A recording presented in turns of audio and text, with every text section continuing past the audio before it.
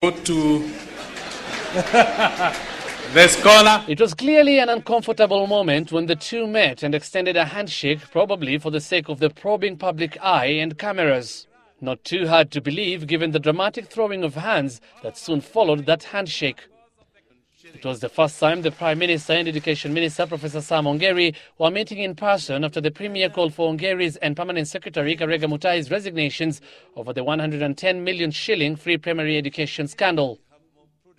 Clearly in an awkward position, Deputy Prime Minister Uhuru Kenyatta seemed to be the buffer between the PM and the Education Minister at the launch of the Equity Bank and MasterCard Foundation full scholarship program to benefit 676 disadvantaged children countrywide.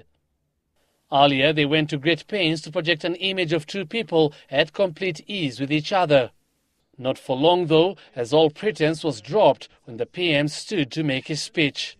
And the Ministry of Education is on the dock. So I told my friend, my minister, and his permanent secretary to step aside and allow for investigations.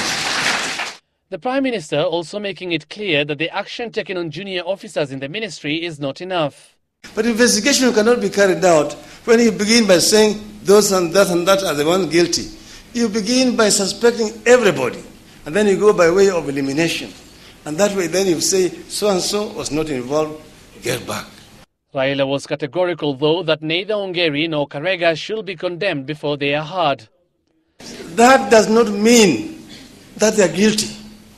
It will take 2-3 weeks, maximum 1 month, for the whole investigation to be carried out. But if that is something Ongeri should take in good faith, the Education Minister does not seem convinced and says Raila is not leading by example.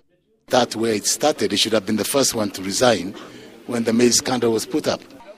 Deputy Prime Minister Uhuru Kenyatta meanwhile gave an assurance of the government's commitment to ensure that the investigations into the missing free primary education funds